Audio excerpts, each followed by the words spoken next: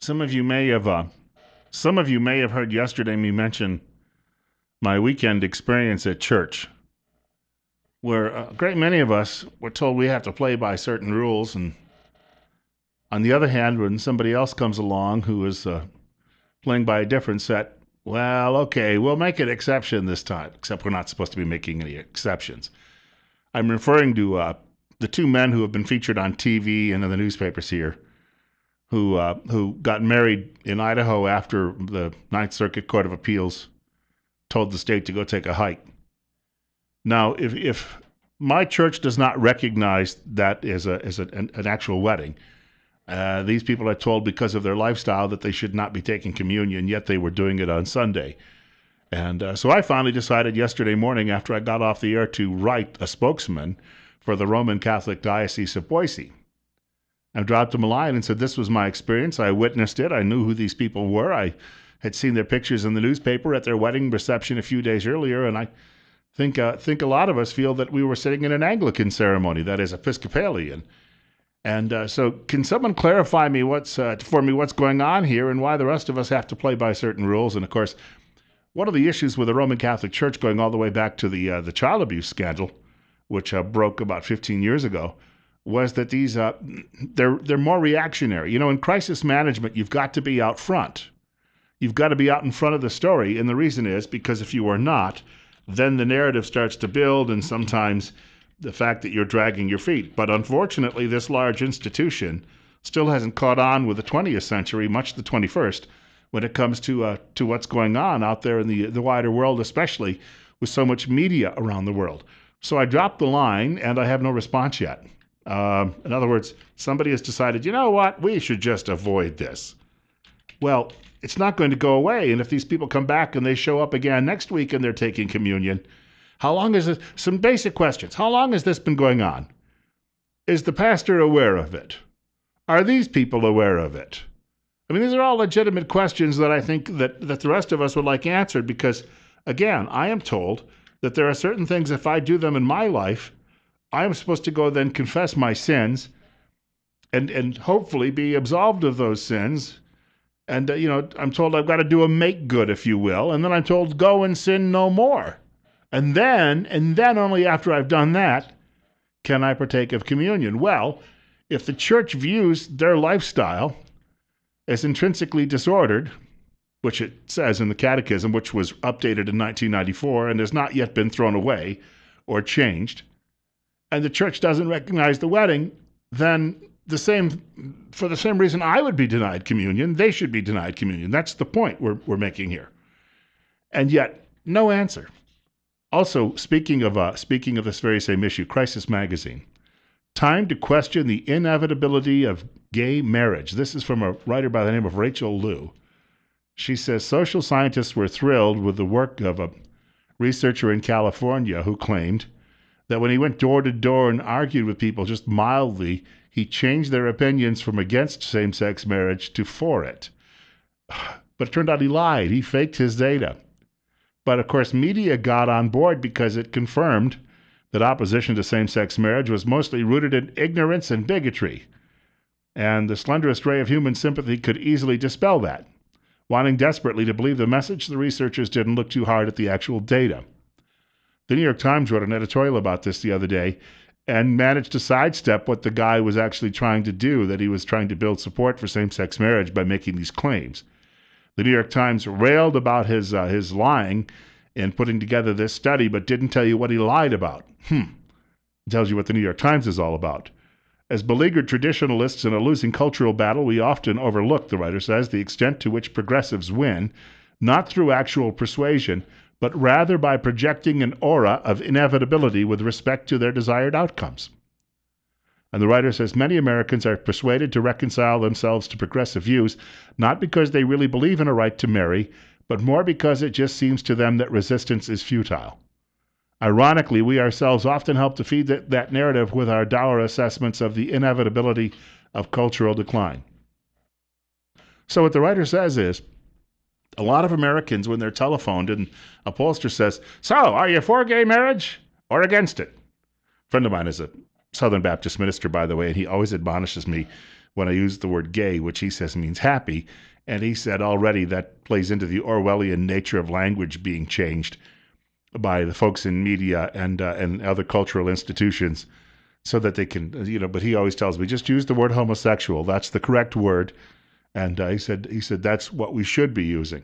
But they will call up people and ask them, are you for it and in favor? And it makes you wonder how many people who are opposed just feel that the right thing to say is, yeah, I'm okay with it, in order to get somebody off the telephone, and so that they will not then be considered to be, by a modern media, a bigot and a hater, because, of course, they have traditional views and values and actually believe in the Word of God. So just throwing that out there this morning. I will give you an update if I ever hear anything from the Roman Catholic Diocese of Boise on this matter. Don't hold your breath on that one either. Bill Colley with you this morning.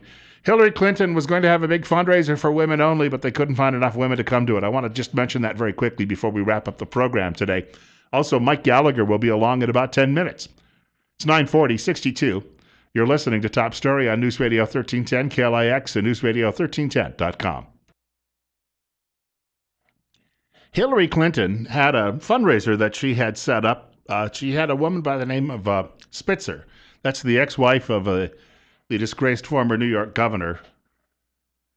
Mrs. Spitzer, or whoever she is now, had decided to organize this fundraiser for Hillary Clinton with all the swank New York City women coming in. And what happened was they couldn't find enough people to come to the dinner.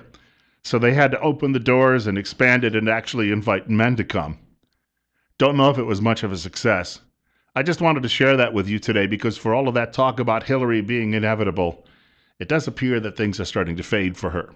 9:44. Bill Colley with you this morning on News Radio 1310 KLIX, as well as newsradio1310.com. You can listen to us anywhere all around the world live. And I hope you can do that when you're out of town. We have a caller with us, the number 736-0300, and you're next on Top Story. Hi, Bill. I was just reflecting on what you just said before the break about the communion, and there's several points I'd like to make. First being that your communion is with you and your Maker, and the fact that we as a society in America, we're being forced to accept everyone in every situation, being the gays in the Boy Scouts, and in some cases the girls have to be allowed into the Boy Scouts. Now we've got Caitlyn, also known as Bruce Jenner, being forced down our throats. As somehow that's acceptable. So now she's going to probably want to be in beauty pageants or whatever. But my point is, the churches cannot afford to fight in this current climate. They can't afford to fight it because they'll lose, unless you're Muslim. I believe if the Muslims want to keep them out, then that will be upheld. That religion will be respected, but everybody else's can all go to hell, so to speak. That's my opinion. That's what I see slowly moving around us. So I guess my point, the final point is it's a coping mechanism. Yes, we're frustrated. We're always frustrated with the guy that sped past us, and we got the speeding ticket, but they didn't. This is kind of the same thing. But if you're looking at the communion is between you and your Maker, whether it's a sacrament or whatever, and until we can get a court system that will respect the individual church's beliefs and the rights, whatever they are, we're sunk. Yeah, and I thank you much for the call, too, on that. Back in 1954, Lyndon Johnson, then Senate Majority Leader, ushered in that bill that became law that said you couldn't speak politics in churches, otherwise you lose tax-exempt status. Churches have two choices then. Pay the tax, or number two, we get that repealed, because they're going to say, well, you're talking politics when you talk about this in church. No, we're talking about culture. We're talking about what we believe in. This is how we relate to God. And that is guaranteed by God in the First Amendment to the United States Constitution. You're up next on Top Story. It's 9:47. Yes, just the other day, this is in reference to the Bruce Jenner situation. I was just driving down the road, and whether or not it was your station or another, but at the top of every hour, we get, fed a line of BS by the ABC, CBS, whoever. And they brought up a football player I couldn't have gave a you-know-what about, and that everybody had basically forgotten about, but they had to reinsert it into our brain. And there was football player from Missouri named Michael Sam, who just happened to be openly gay. And as if we really gave a, you know what, they had to tell us that, oh, yes, he signed with the British Columbia Lions. And they have to just reintroduce it to our consciousness, you see. And then yesterday I seen a picture of Bruce Jenner on the Wheaties box, and then Caitlin, that beauty, on the front of whatever. I remember watching him in the decathlon in 1976, and I was a young boy, and I said to myself, well, that is the stud of studs. I mean, I said, I want to be Bruce Jenner. I want to be tough and win the decathlon and run around the track with the American flag and be patriotic. And he was my hero. What a sorry situation, huh? And I thank you much. The 1960s ushered in, and we're now after 50 years. I mean, it is so implanted, and well, that's probably not the right word to use with Bruce Jenner. Caitlin. Look, Michael Sam is a terrible football player. He might have been, he got by on hustle playing at the University of Missouri, but it doesn't mean he's got professional level talent. He did not make it in the NFL, but remember when he, so-called, came out of the closet, it was said, oh, isn't he so brave? Tim Tebow, on the other hand, goes to church and prays and tries to follow the good book as much as he can in life, and they just make jokes about him and they vilify him. He goes to church. He's a virgin. What a schmuck. What a loser. But that brave Michael Sam is almost as brave as Bruce Caitlin Jenner. How did we have this inversion? When did it happen? Who allowed it to happen? You go back to the Frankfurt School in the 1920s and the 1930s. You go back to Cloward Piven in the 1960s.